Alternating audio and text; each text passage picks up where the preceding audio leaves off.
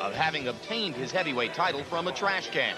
The belt that then champion Riddick Bowe ceremoniously discarded to avoid a mandatory defense against the #1 contender, Lennox Lewis. 17 months later, the boxing public and mass media are still unsure of what to make of Lennox Lewis. Is he, in fact, a legitimate heavyweight champion? Or is he a champion on paper only, whose claim to the title is fictitious? He won the gold medal in the 1988 Summer Olympics by easily defeating Riddick Bowe. 3 years into his professional career, Lewis was not only undefeated, but also untested. As a professional, he's been dining on tomato cans.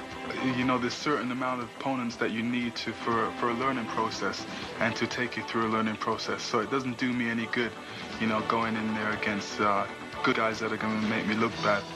In the 4th year of his professional career, Lewis scored an impressive second-round knockout of highly regarded #1 contender Razor Ruddock. Right hand by Lewis.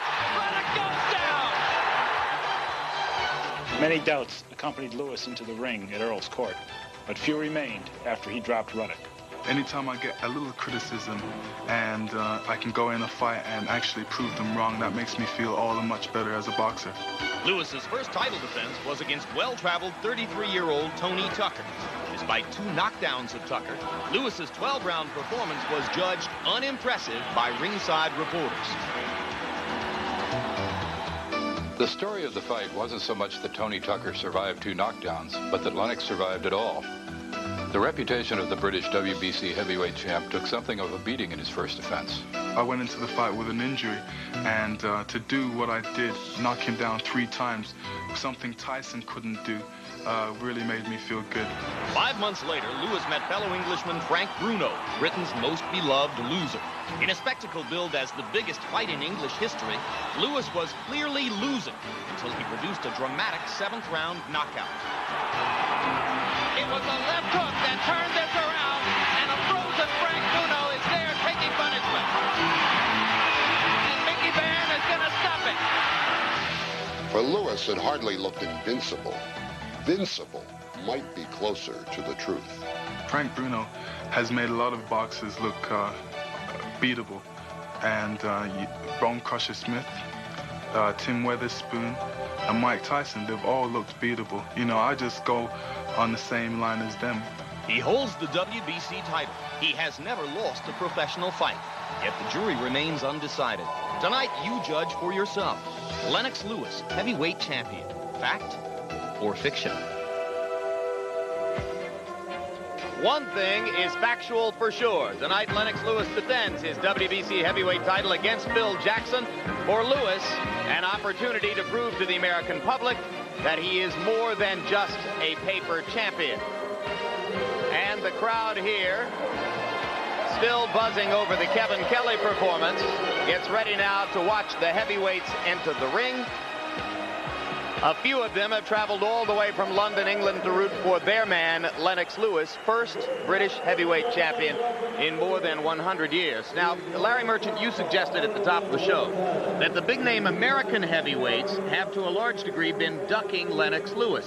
This despite the fact that he is battered in print and by boxing experts here all the time.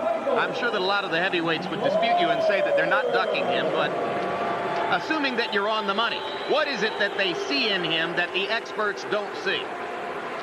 Well, first, Jim, let me address the strange phenomenon of American heavyweight champions, what I think are ducking Lennox Lewis.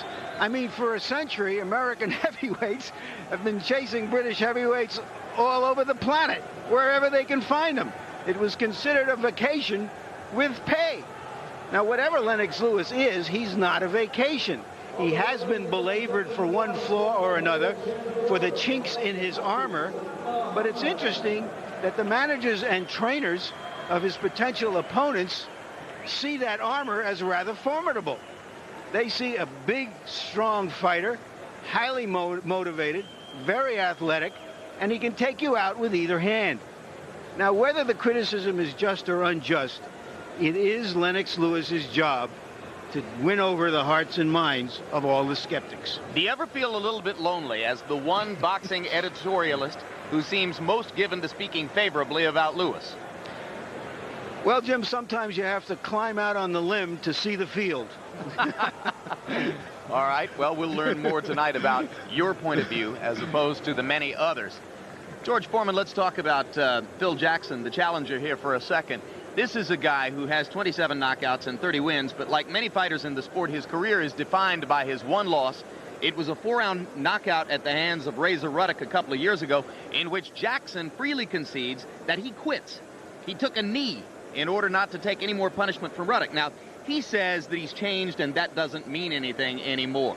You tell me, does it mean nothing or does it mean everything? It means everything. You get a reputation as a quitter, it follows you for the rest of your life. He knows now that he's on the spot. He's got to give this fight everything he's got. He's got to buck. If he's knocked down, he's got to get up 4 times to prove that he's still a good fighter. That's going to be hard to come by tonight. Well, he comes from the poorest, toughest section of Miami, Overtown. He's got 9 children. This is a guy who is hungry for some exposure and some money. Will that hunger produce a big effort here tonight? That hunger could produce a good effort, but let me tell you, it's the wrong thing to be hungry against a puncher like Lennox Lewis. All right. So both men are suggesting that this could be a quick and easy night for Lewis. Meanwhile, our up-close and personal look at Lewis is a bit of a change of pace. A day in the life of Lewis's training camp.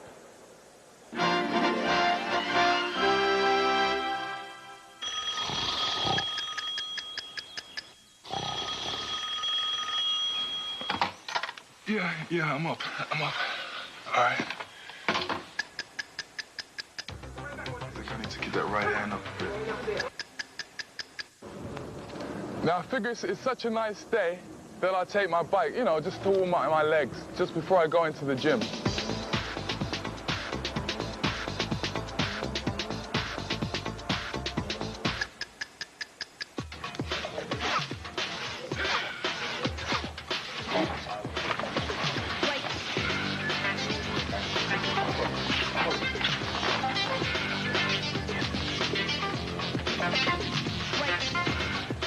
Now, the right hand is the hand that I usually knock people out with, and everybody's worried about my right hand, but I got a surprise for them.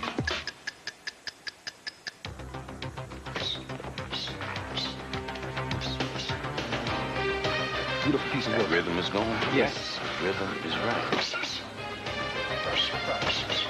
First part around, just move. I don't care if it's no more than 3 or 4 seconds.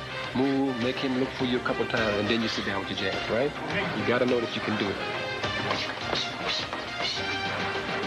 My sparring partners are trying to hurt me, so I have to try and stay out of the way of their punches, because they punch hard.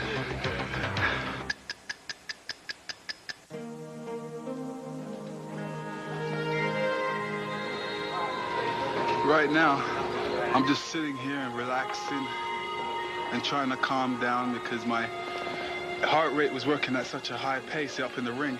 I need to calm down just a bit. And this is where I do my sit-ups.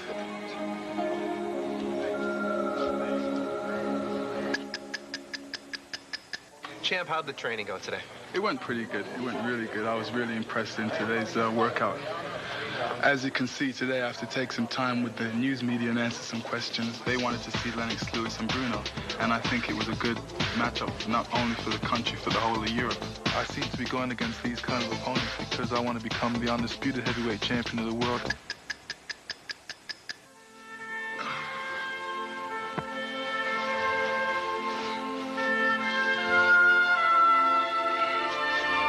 In training, a boxer always has to get his beauty sleep, so I have to make sure I get a lot of beauty sleep.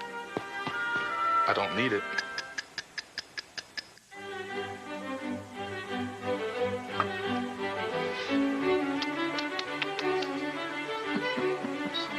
Just ask how many times he gets beat. Does it in his sleep. Most of everybody in training camp have to learn how to play chess, because I like beating up on each one of them every day.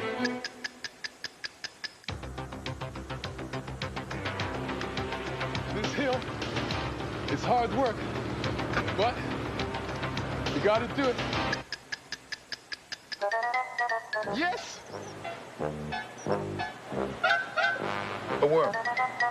This is the kind of recreation they allow me to do. One time, I caught a big fish about this big. Well, this big.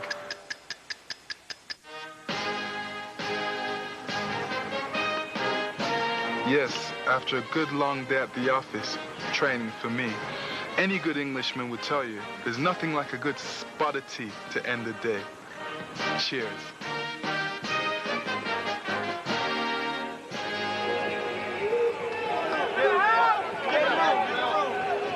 No spot of tea for Phil Jackson. Maybe a little conch soup as he gets ready for this first championship fight of his career. A late comer to boxing. He was a high school football star from Miami Beach High School. Had a couple of minor scrapes with the law.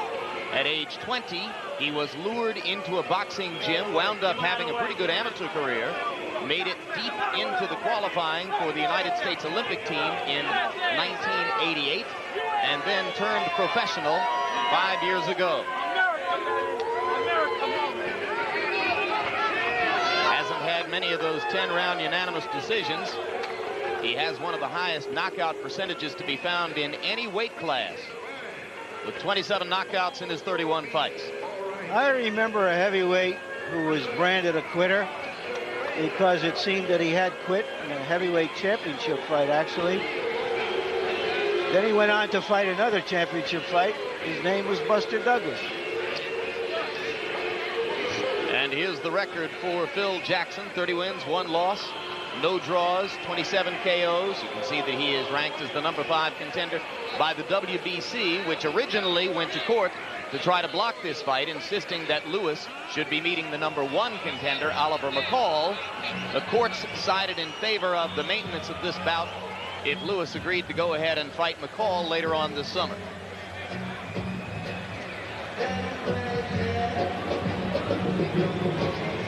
And now here comes the reigning WBC champion. Last fight, October 1 of '93 in Cardiff, Wales. This will be an entirely different walk to the ring than was the case that night for the Bruno fight, when the temperature was down in the 40s. It was past 1 a.m. and there was a light rain with sleet falling on a canopy above the ring. What he's finding out is that, as all the heavyweight champions have discovered, that you're only as good as your last fight, that every fight is a review, like a Broadway opening of a stage play.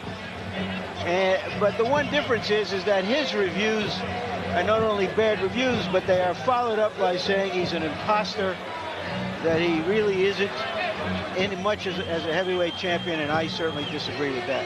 Larry, would he be treated more favorably by American reporters if he were an American fighter? Well, I don't think anybody is deliberately or consciously putting him down because he's not American, but I do believe that if an American heavyweight had won a bronze and gold medal at the Olympics, if he was undefeated and if he was the most dangerous puncher on the planet, that he might get a little bit more respect.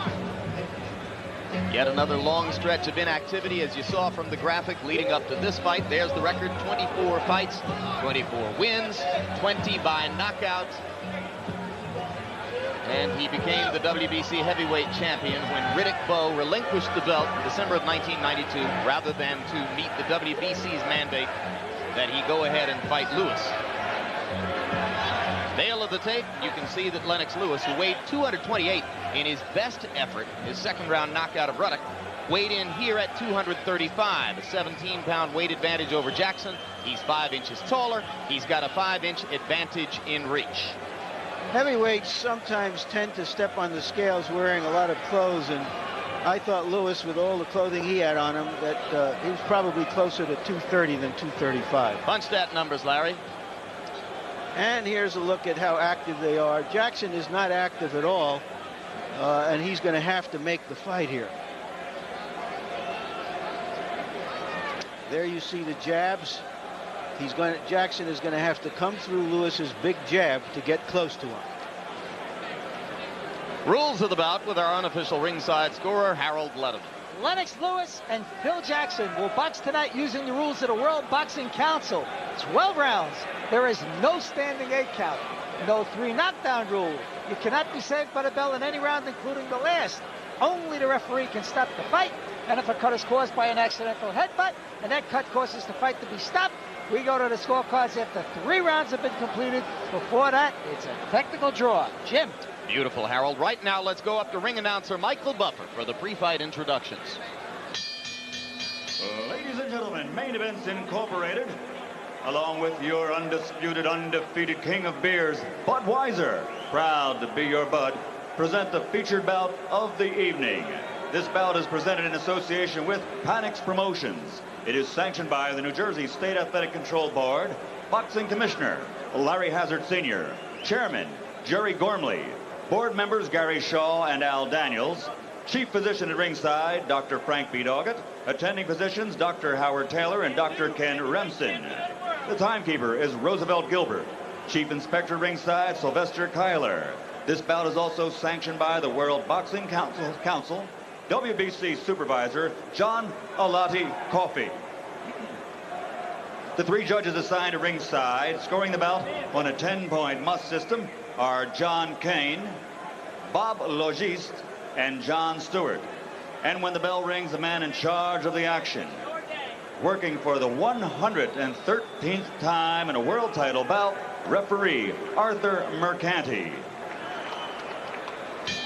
And now, ladies and gentlemen, from Atlantic City's Convention Hall here on the boardwalk in Atlantic City, New Jersey, let's get ready to rumble!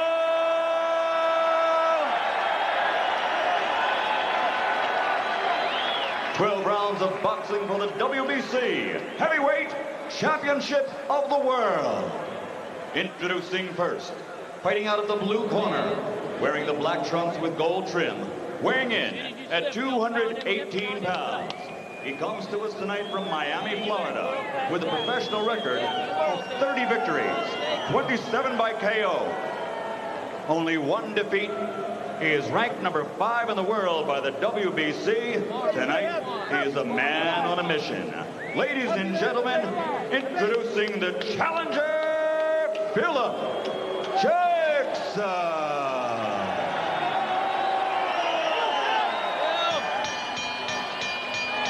His opponent across the ring, fighting out of the red corner, wearing the black trunks with red trim, weighing in at 235 pounds. This 1988 Olympic gold medalist as a super heavyweight now is undefeated as a professional. His record, 24-0, 20 KOs to his credit.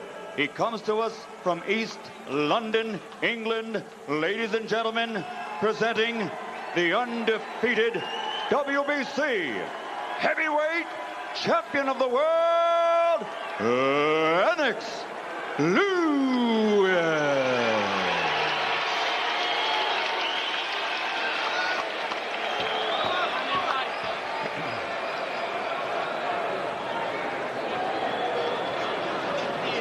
Good evening, Lennox and Phil. You both know the rules of the WBC. We expect you to obey these rules, and I'll enforce them. Shake hands now. Return to your corners. Good luck. Jim, Lennox Lewis, like Michael Moore, is intuitively a counter-puncher.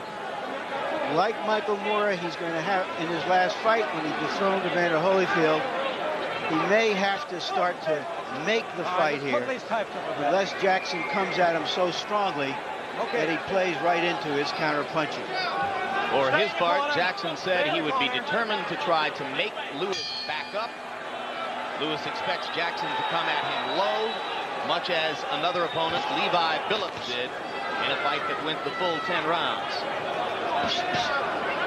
Experts believe that Lewis can be better if he stops holding that left hand out there and pawing with the jab and goes back to throwing it sharply and following it with power punches.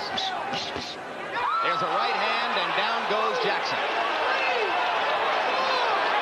5, 6, 7, Well, 8. we'll find out right quick whether Jackson's going to fight back. Jackson says that in his other big occasion against Razor Ruddock, he froze. Here he finally throws a punch. It's a wide winging left hook. He's going to be an easy target, George, if he keeps throwing him like that. Lewis only want to land one good right hand at a time. It seems that Jackson awful confused because Lennox Lewis puts his hand so close to Jackson, yet his body is so far from his hands.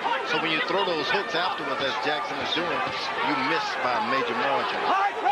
That over-the-top right hand, diving down at the fighter as he tries to duck away from the punch, is exactly the one that hurt Ruddock and set up the second round knockout. That's pretty clever what Lewis is doing. He had his hands real close to Jackson, but his body so far away. And there's the winging right hand again over the top. Now Jackson seems to see where it's coming from anyway.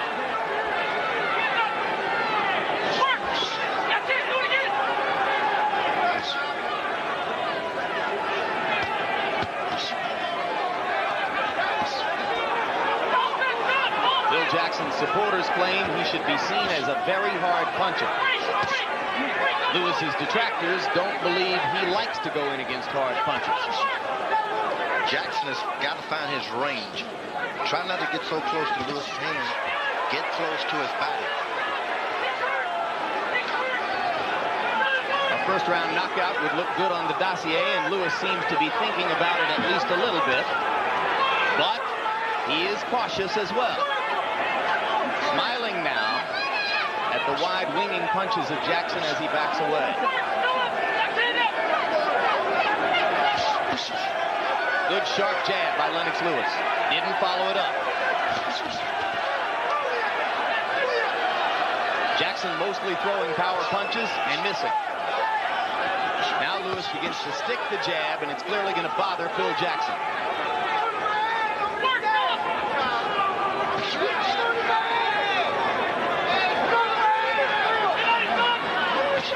A first round in which Lennox Lewis scored a knockdown of Phil Jackson, but didn't bring a lot of ammunition behind.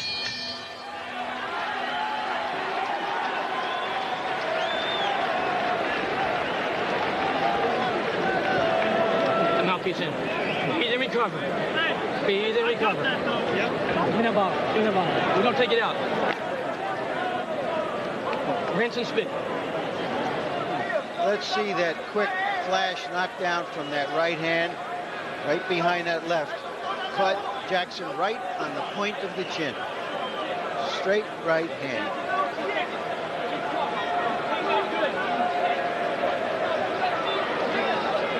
Jackson nodded on his way down. Stunned, and you wait a little bit too much, okay? You're hitting, you got to jump on it. I want you to come behind the jab. You've got a great jab, but you got to break on the jab, that power jab. Do you understand? Break on the jab. Shoot it down. Good corners out, baby. Okay. Stay with the jab, baby. The voice in Jackson's corner, his trainer Pat Burns, a heavily decorated Miami policeman. Lewis's trainer remains Pepe Correa.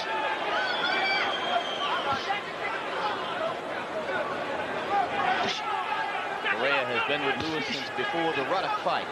Came in for a ton of criticism after Lewis's desultory performance in the first 6 rounds of the Bruno fight this past fall.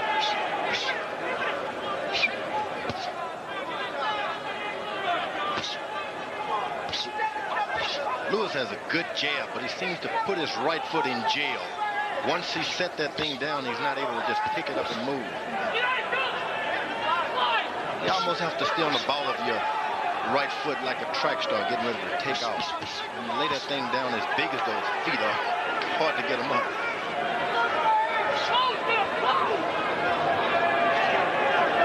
Jackson supporters at ringside screaming for him to go in and get closer to Lewis. Easier said than done.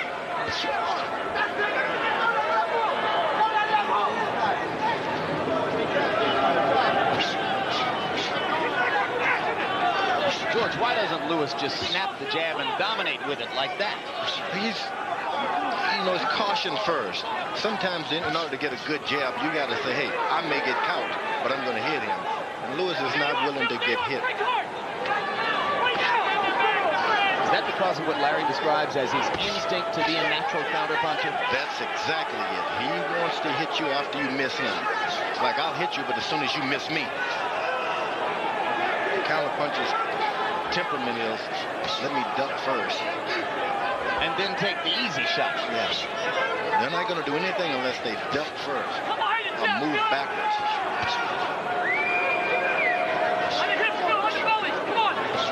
Lewis's jab, the dominant weapon here in round 2.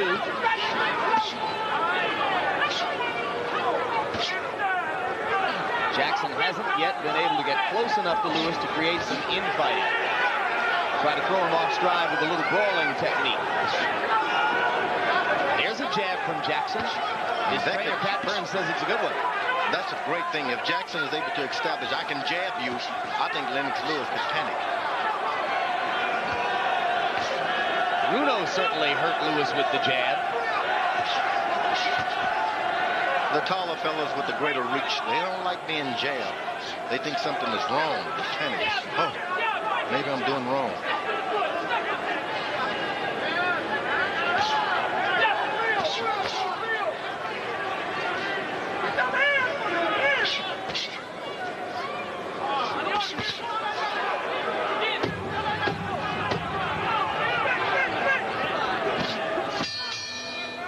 Round 2 comes to a close, a round largely dominated by Lennox Lewis's left jab.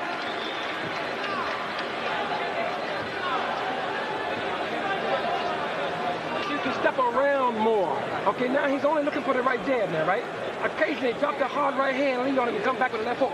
Put your punches now right around behind. And as the two corners talk to their respective fighters, we're joined here at ringside by the new IBF and WBA World Heavyweight Champion, Michael Moore. Champ, let me be the first to give you a little bit more credit than we managed to give you a couple of weeks ago on a terrific fight plan that paid off and you're winning the championship. Thank you very much. Good job with your jab.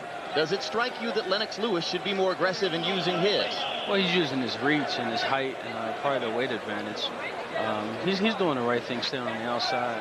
If Jackson was smart enough, he'd come inside and take his arm jab away, just stay on the inside so he doesn't have the power of his punches. You think the knockdown in the first round was the product of Jackson's nervousness? Probably. It's just great. He got over the nervousness. Now he's starting to be a little bit more busier now. Michael Moore, referred to by almost all American reporters and some English ones as the real heavyweight champion, will now stay with us in round 3 as Jackson lands his best punch of the fight, a right hand over the top that backed Lewis up.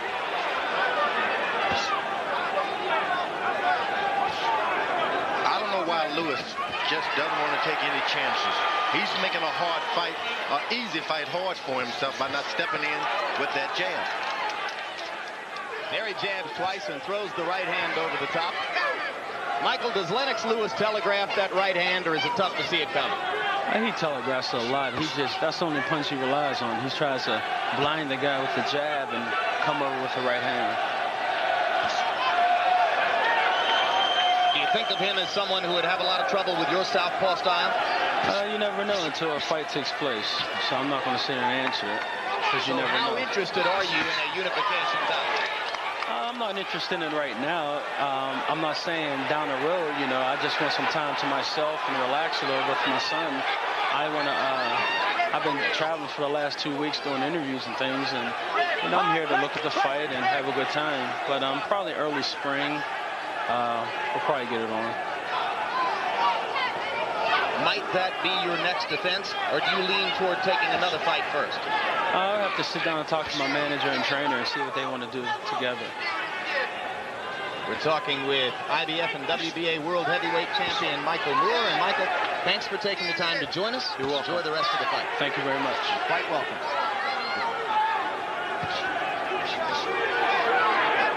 Round 3, a round in which Phil Jackson finally got on the board and has landed a couple of more blows to Lennox Lewis's head, and now misses with a wild right and a wild left, but has become the aggressor a little bit here in round 3. George? Lewis, as good a boxer as he is, he's got to stop dropping his hands. A lot of the punches that Jackson, he's throwing punches, but he's not looking at what he's doing. You can wind up dropping him with one of those wild shots just because your hands are near your waist. Is he doing it, though, to invite Jackson to come in and throw and give him some opportunity? Exactly. He's that counter-puncher, but you can't get away with it. This guy is smaller, probably quicker reacting. Lewis again sticking the jab as he did throughout round 2.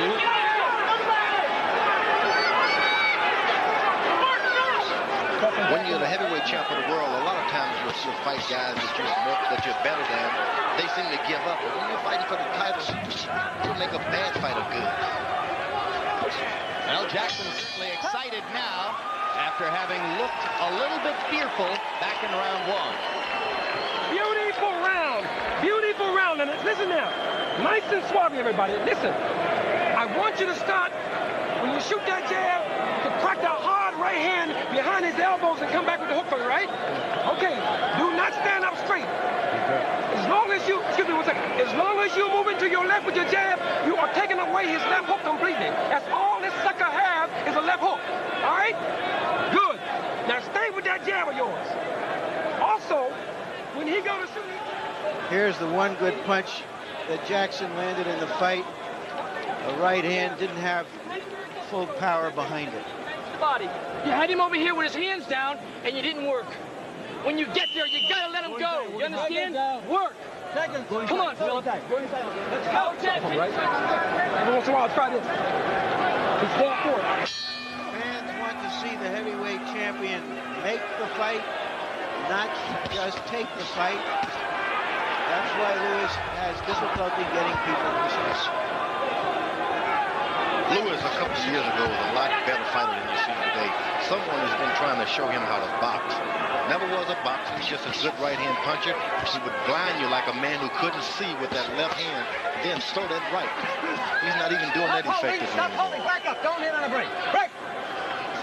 Well, there were many experts who suggested after the Bruno fight last fall that Lewis should dump trainer Pepe Correa, that the style matchup wasn't working. But Lewis said he was loyal to his guy and was going to stay that way. Well, you can be loyal and keep your trainer, but add another. Bring someone else in. You don't just drop people, just add another. Right now, he needs someone to re-identify his style with. He's lost it. Doesn't know what to do. He doesn't know how to move. Does anyone spring to your mind as the right kind of person to bring the aggression back to Lennox's game plan? He's going to have to find that original trainer. Some of the people who were with him in Canada and in his amateur career, get them back into the camp. Let them speak their piece. Certainly the material is there for a devastating puncher. He's got everything. A lot of what he had has gone. This guy's still one of the best punchers I've ever seen in my life as a heavyweight. Don't hit on a break. Let's go. Now he's trying to box with his right hand cocked back, like a guy getting ready to draw his pistol. Good right hand to the body. More of that wouldn't hurt.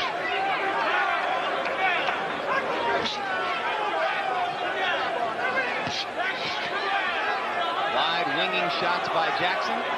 Lewis doesn't try to take advantage for a counter. Anytime that Jackson decides to jab twice and throw a right hand, he'll drop Lewis. He's only jabbing one jab at a time. There are 3 jabs and a right to the lower hip. Bring it up high top and it'll land.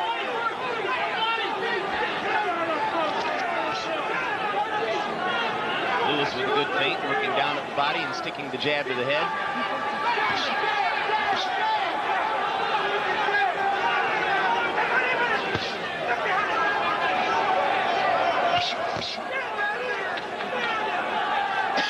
As long as Lewis is going to put that left hand down at his hip, Jackson ought to lead with the right hand, right, George? Jackson could do a lot of things if someone would tell him jab, jab, then do it.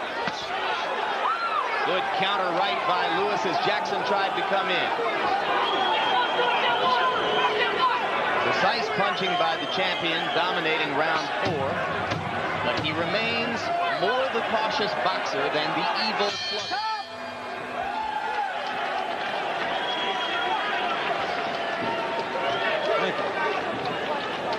All right, Phil. Breathe and relax. Breathe and relax. Slow it down. Slow it down. Breathe and relax. You're okay, man. Philip, come behind the jab. Okay? Stay with your jab. You're getting there. You got to break on that jab. Step on the jab. You're looking a lot better now, Philip. You understand? Yeah. How you feel? Feel good. You're good. You look excellent, Phil. You're getting close and you're still... Continue to circle. You are quicker than he is. You are stronger than he is. And he cannot figure it out. He's catching hell getting past your jab. Keep the jab in his face. 4 rounds to nothing. Lennox Lewis. Larry, if you don't land punches, you can't win fights. Lennox Lewis has landed all the punches. Phil Jackson's not landed enough. Easy 4 rounds for Lennox Lewis so far. We agree. You know, while we were trying to analyze Lennox Lewis's style, George, I have a category that I put Lewis in. It's what I call a brilliant amateur category. There are some very great amateur fighters who move up to the pros, and they have such great bodies, such great reflexes, such great will to win, great conditioning, and they fight first not to get hit and then to use all of their reflexes and other skills to win. I think of Roy Jones, I think of Hector Camacho, even Ali early in his career. He just has such superior stuff, and his first thought is, I'm not going to get hit, and I'm going to be able to beat this guy easily. Well, he's getting hit now, as Jackson has landed 2 right hands in this round. To get Lewis's attention just a little bit, Lewis goes back to the jab and hammers a right hand behind it. And you notice, whenever Lewis lands a right hand, he never throws anything afterwards. It's like that right hand is in jail. You got to come back with a hook. He says he's proud of his left hook. You just don't see it coming to the body after the right hand lands. American fighters are always taught 1, 2, 3. Finish with the hook, get your body back in a position to throw another right if you have to. Good body punch. Is this better Lewis than we saw against Bruno last fall, or still the same thing? I think even worse. Lennox Lewis needs to recreate and try to get another trainer to help out Pepe. Pepe is a good trainer, but he needs a lighter guy to really talk that talk to. You can't talk the same conversation to heavyweights. Footwork, drop your hand, trick. There's no Ray Leonard here. Another right hand to the lower hit by Jackson. No word from Arthur McCanty. Good right hand by Lennox Lewis. Yeah, the overhand right. And for once, he followed it with a left, George. If ever he puts together a right hand and a left hook, we're going to see a different fight. Lewis putting his hands down to invite Jackson in. Jackson does come in, and then Lennox ties him up.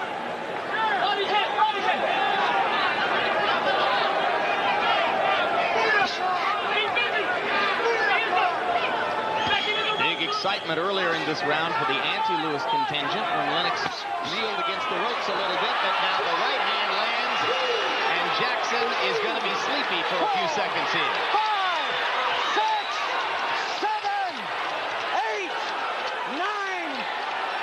Beats the count. That is the best right hand in boxing right now. Gets in a couple of good ones after the bell, and the crowd boos. Knockdown won't count. The bell had already sounded. And you're right, George, it's some right hand when he lands it. Yep. That makes up for a lot of frauds, guys. I gotta tell you. I must say.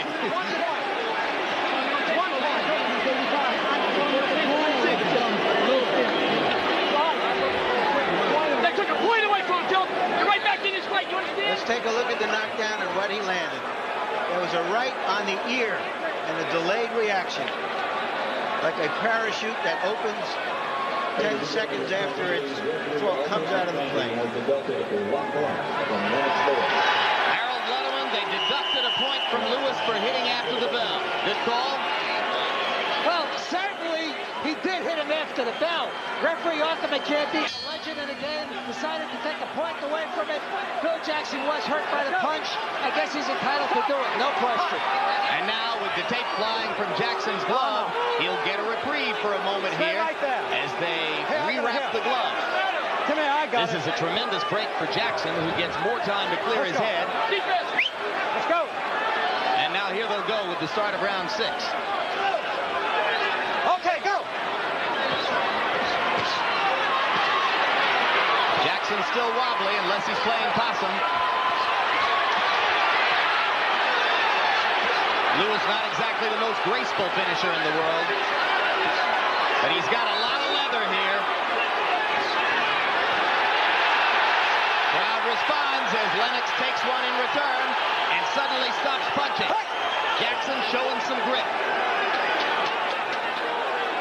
No matter who you're in the ring with, you got to be a little clean when you try to finish them. You get wild, they're going to get you too. And that's exactly what happened to Lewis there. Just teeing off with that overhand right. And Jackson takes advantage to land the right of his own. That Jackson has been a football player. He puts those shoulders into those punches, and he can get caught by an accident and drop real quick.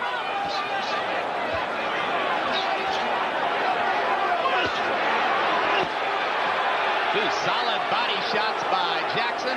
You think Lennox has punched himself out a little bit here? Not only that, if Jackson is able to keep putting those body punches in, you can take a lot of that power from that right hand. You got to get low now. Get your head in his chest. Jackson should get low. Stay low. Go to the body. The uppercut was a howitzer.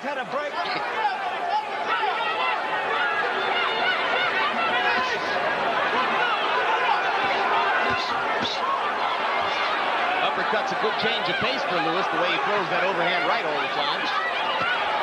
Good, and it hurts. Right now, Lennox is just trying to whack right hands until Jackson goes out of there.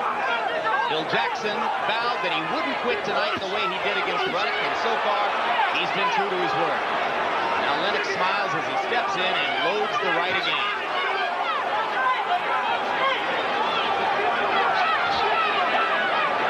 Every time Lennox throws the right, Jackson's trying to get both gloves up around his face. Now Jackson is doing this round what he should have been doing in the earlier round, keeping his head real close to Lennox Lewis' body while Lewis just well away.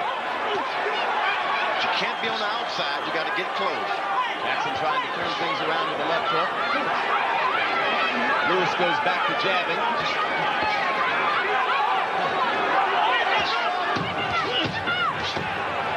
And Phil Jackson makes it through round 6 and seems for the moment to have weathered the 5th round storm. Now settle down completely and listen to this. Listen very carefully. Now, we're going to go back. Look at me. We're going to go back to the jab, and we're going to keep this thing in the center ring and loosen him up again. Don't try to get him out this round.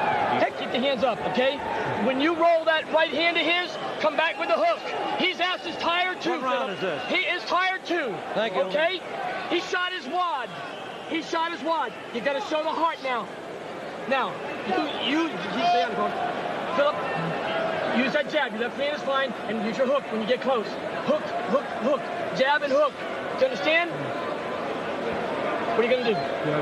You're doing good, Philip. Body, what you've been working on. He will go down. Go that left foot. Okay, got it? Come on. Back is out. Show the heart. Line your left hand more. You understand? You saw that only one of Lennox Lewis's 20 KOs has come past the 6th round. That was the Bruno fight last October 1, round 7, when he rocked Bruno with a left hook and then pounded against him until the referee eventually stopped the fight. Lewis just threw a left hook to the body. Very good left hook. Very good left hook to the body. When you're landing good head shots and the guy's not going down anymore, go back to the body. Set it all up again. Good jabs from Lewis. Left hook from Jackson, followed by another. All right. Stop. Tape is wandering down the arm off of Jackson's glove again, and once again we'll get a brief pause. What's the matter? I want the tape off breaks here. have really helped I got it. Jackson. Let's go. Tremendous. All right, let's go. Offense, Philip. Let's go. Jackson is standing still and fighting Lewis to throw that right hand. You got to move your head, aim that head toward his chest, get it on his chest, and stay there for a while.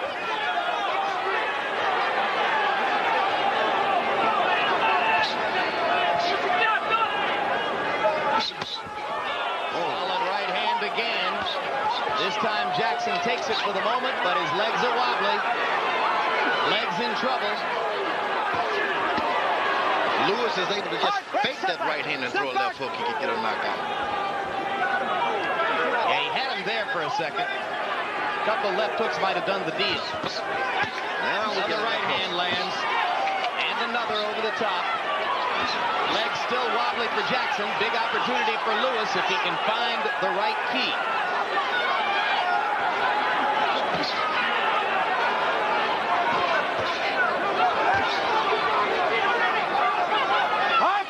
Step back.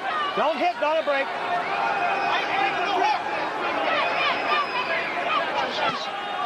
Jackson Jackson hanging on for dear life here in the 7th, but still throwing to the body from time to time.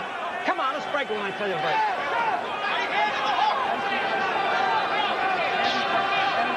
Thus far, Jackson's proven he's no quitter. There's a left hook after the right hand. And there's a left hook from Jackson that snaps Lewis's head back. Good left to the body from Jackson. Suddenly he's energized. Thinking he's got an opening. His corner told him as soon as you roll that right hand, throw that left hook, he's starting to take that advice, although he's taking a lot of punishment along with it. All right, break. Step back. Don't hit on a break.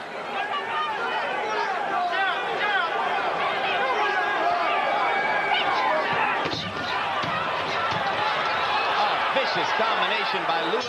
That time, a skillfully constructed 4-punch combination. And short. Breathe nice and easy. I'm going to be ready to stop this fight. But I don't want you looking a little more. Knockout, Lennox. Deep breath. Get a deep breath and go back in. Bust his ass up some more with the jab. If you step off that back foot hard, you're going to push his head back and make him want to quit. But when you push his head back, come back across with a straight right hand. Got me? When you step off that back foot, the jab's going to move his head back. Come across with the right hand, left hook. Round 8. Now, listen. After taking some stiff punishment from Lewis, there was Jackson's best punch of the fight, the left hook on the chin. And Harold, 7 rounds, your score, please. Larry, 7-0, 69-61, Lennox Lewis. I got to discuss the scoring in the 5th round for a minute. Lennox Lewis wins the round 10-8 because of a knockdown. McCarthy subtracts a point. It becomes 9-8 Lennox Lewis in the 5th round. Punch stack numbers in round 7. Lennox Lewis landed 45 out of 67 punches. That's 67%.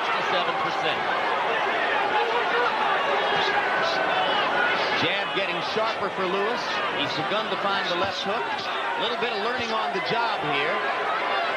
As soon as Lewis is hit with a jab, he stands flat-footed as if to say, what did I do wrong? This is why Jackson should jab. Use your jab. If you Jackson's too busy eating rights and lefts right now, George. I must agree. A mercy stoppage might not be a bad idea if this gets any worse. Arthur Mercanti in his 113th World Championship bout. Phil Jackson's right eye closing rapidly. And his mouth is wide open, so he's not able to suck up enough oxygen to give him a renewed energy here.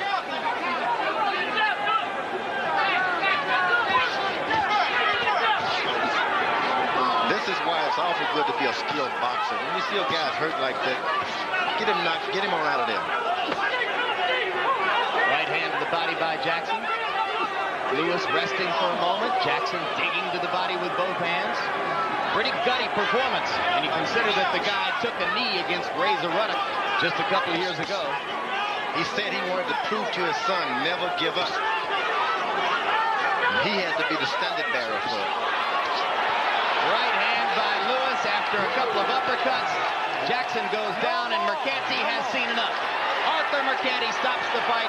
125 remaining in the 8th, bringing to an end a siege of punishment over the course of the final 4 rounds of the bout by Lennox Lewis. I thought he looked as good the last several rounds as he looked awkward and off-center the first few rounds. You agree, George? Yeah, this turned out to be a good fight. Only because Jackson was willing to mix it up, get up, and mix it up. He made the fight tonight. Action Jackson. Lennox Lewis immediately dons his sunglasses. Well, you know, it's awfully bright here in the Atlantic City Convention Center. Let's take a look now at the final flurry that produced the knockdown. And it was that final left hook starting to come in. And I had mentioned about 40 seconds before that a mercy stoppage wouldn't be a bad idea. Clearly, Mercanti was thinking along the same lines, and that knockout was enough to convince him. There's the left hook. He started throwing that left hook in the last 3 rounds, and that made a huge difference for him. It finishes off everything you're doing. A good right hand is not good without a left hook. All right, let's get the official particulars on this from Michael Buffer. Ladies and gentlemen, referee Arthur Mercanti calls a halt to the bout.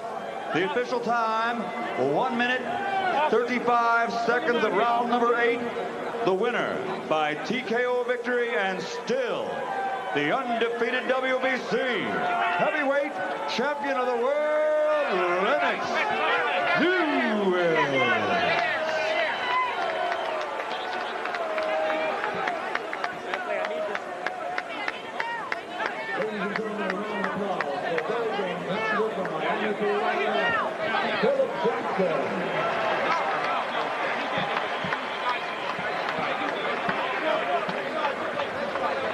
A smattering of applause from the largely American crowd for the English heavyweight champion.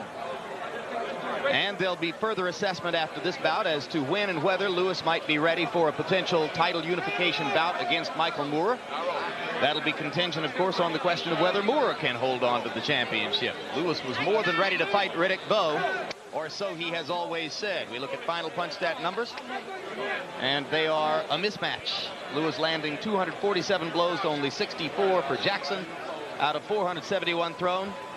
For the first 5 rounds of the bout, for the first 4.5 rounds until Lewis got Jackson in big trouble, the overwhelming majority of Lewis's punches were jabs. He landed 158 out of 310. More and more power blows in the closing rounds as he added the left hook to that overhand right, which was, as always for Lewis, the most dominant weapon in the bout. Now Larry Merchant stands by with the WBC heavyweight champ. Larry? All right, Lennox, you said coming into this fight that you knew you had to be impressive, that you wanted to get credit for being a champion. Give us your take on the fight and how you think you performed. I thought I performed pretty well. You know, I did exactly what I wanted to do. I got my jab going. You know, people haven't got the opportunity to see too much of me, so I was showing them a bit of talent, showing them some head movements and speed and some body punches.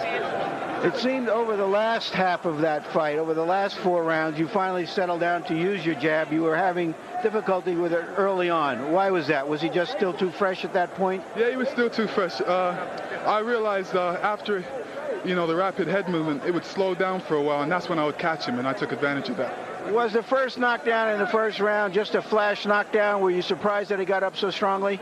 No, it was a flash knockdown because I realized, I looked at his eyes and he still looked fresh. So I still took my time. As you can see, I didn't go after him really fast. I knew it was going to be a matter of time.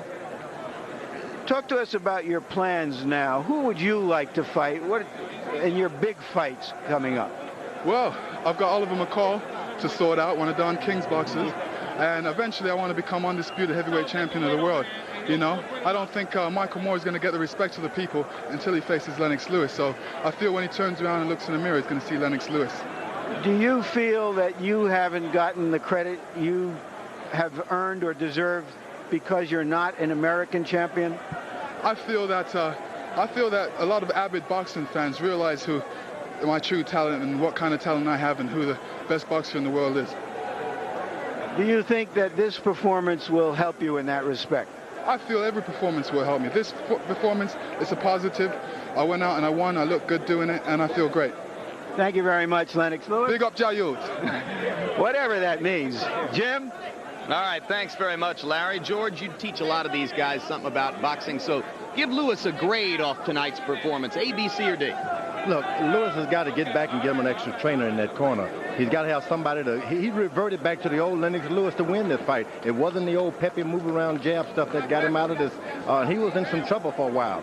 Get another trainer to help Pepe out. Don't drop anybody, but let somebody join in. Let me play devil's advocate. Pepe would say to you that he got control of the bout in the 5th, 6th, and 7th, and 8th rounds because he first loosened the guy up with the jab and then followed with power punches. Yeah, but he shouldn't say that. Lewis got hit with a lot of important hard shot, and the crowd got a chance to see the unveiling of a very awkward boxer.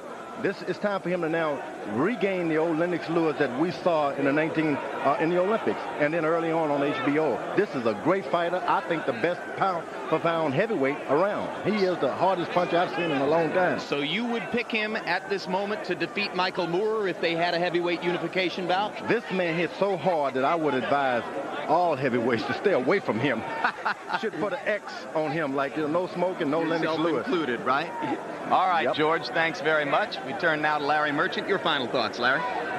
Well, early on I said that every heavyweight championship fight, every heavyweight has to go through a process of being judged like the opening of a Broadway show every time. It's not what you did before, it's what you do tonight. And I would say on this that Lennox Lewis had Mixed results, not a great first act, but he sure finished that show with a flourish, and it was, for him, a great second act. I thought what we saw was what and who this fighter is. He's big, he's strong, he's determined to win, he's well-conditioned, he doesn't like to get hit. That's true, and you may not like a fighter like that, but how do you like the results? He can take your head off with either hand. He has shown that to us, and in the heavyweight division, that armor makes up for a lot of chinks. Yeah, as you said after the fight in Wales, he's got chinks in his armor, but then again, he's got armor. All right, let's get one more opinion before we close down the evening. The former heavyweight champion of the world, IBF, WBA, and at one time the unified heavyweight champion of the world, Evander Holyfield. Evander, first of all, how you feeling? I feel great. You are? Yes. And happy with your new lifestyle? Well, you know, I'm blessed, and what can I say? All right. We wish you the best of luck. We were all, of course, startled to hear about your medical condition and only hope and pray to God that it's going to turn out great for you. You had 2 fights against Riddick Bowe. You fought Moorer 2 weeks ago. Now you observe Lewis at close range here. Who, in your opinion, is the best heavyweight in the world? Well, it's hard to say because, you know, it's styles that make fight. And I truly believe that Lennox Lewis is a good fight. Michael Moore's a good fight. It's a 2 different styles. Then you look at Riddick Bowe. Riddick Bowe seemed to have a style that can compare to anybody. So it'd be a great fight regardless. If Lewis were to fight against Moorer, Moorer clearly would try to establish that jab that gave you so much trouble. Would Lewis be able to land that overhand right that seems to be his main weapon? No, I don't think so, but you never know. I think Michael Moore is more of a defensive boxer and a good counterpuncher. And Michael Moore do throw fast combination, and he do hit hard. So either way it go, it'll be a great fight as determining the individuals are. All right. We'll be looking forward to hearing what you have to say about that later on. How's your son's baseball team doing? Oh, he's doing great. You know, he hit a double. All right. Good luck with the coaching. Right now, before we recap the evening here in boxing, a look ahead to what's coming up next on HBO. It's the latest installment of our brand new Friday night talk show entry, Dennis Miller Live. And joining us live from Los Angeles, California, is the host himself, Dennis Miller. Dennis, welcome aboard. What's coming up on the program tonight? We're going to continue the sports theme, Jimmy. A tough fight there. Looks like Phil Jackson caught more leather than Al Pacino in Cruising. Very well done. Nice to see Evander looking so well. I think in history, he's going to look like a lot better in retrospect because he was truly a great champion, I think. A classy guy. It's nice to see he's okay. I was worried about his heart. How you doing? I'm doing well, and we're happy to hear, as we talk about Evander, only the toughest guy of his era, that you have the very tough Bob Costas of NBC Sports as your guest tonight. Is that right? Rockin' Bobby Costas, bantamweight out of Ecuador. Should be there bobbing and weaving. We understand, Dennis, and freely acknowledge from here that sportscasters are now the biggest stars in the galaxy. So we're just happy for you that one of them was available to drop by. Well, thank you, Jimmy. I understand Costas is signed to fight Hume Cronin for the unified belt. So you might want to ask Bob when his next movie role is upcoming. I don't know if you saw Bob's appearance in Ron Howard's The Paper. Have you seen that? I saw him in the bathroom. Yeah, that's huge right. Huge penis. Absolutely huge penis. It's a pretty good thing for Bob that Paula Jones didn't see that movie because we suspect she'd be suing him if she had. I'm still recovering from actually saying huge penis on television. Well, it's cable, Dennis. You know, I mean, I'm not sure that on your old late-night talk show. I didn't say cable. Well, at any rate, we'll look forward to more fireworks of similar ilk. Any final note you want to offer to the audience before we go away here, Dennis? Tune in. We'll be back. Do we have a few minutes between shows? How long? We got about 45 seconds, Dennis. All right, so 45 seconds. We'll be back. We're going to talk about, is Frank Merriwell dead? What the hell's happened to the American sports hero with Bobby Costas? So please join us here on The Best Times on TV, HBO. Welterweight out of Ecuador. All right, Dennis, thanks very much. Dennis Miller Live, coming along next from Los Angeles. You heard him, Bob Costas, the guest. As a member of the sportscasting fraternity, I couldn't be more proud of the kind of exposure that Bob's going to earn for all of us tonight. Meanwhile, a look back at what happened here in Atlantic City on this doubleheader night of boxing here on HBO. First, it was Kevin Kelly, the Flushing Flash, defending his WBC World Featherweight Championship. in a fight in which he was knocked down early by Jesse Benavidez, but came on to pile up points in the later rounds and earn a unanimous decision, 38th win in a row for Kelly. And then it was WBC heavyweight champion Lennox Lewis defending his title with an 8th-round technical knockout of outclassed challenger Phil Jackson, a fight in which Lewis piled up huge numbers in punch-stat categories against Jackson and ultimately whacked him out of there with the right hand. Coming up immediately following tonight's coverage of World Championship Boxing, stay tuned for Dennis Miller on the East Coast and New Jack City on the West Coast. Next month, the return of Riddick Bowe, the former champion's first fight since his stunning title defeat by Evander Holyfield last November. Don't miss the comeback. Riddick Bowe against Buster Mathis Jr. Saturday, June 11, live here on HBO. So now for Larry Merchant, George Foreman, and Harold Letterman, I'm Jim Lampley saying so long from Atlantic City, New Jersey. The executive producer of HBO Sports is Ross Greenberg. Tonight's coverage of World Championship Boxing was produced by Rick Bernstein. And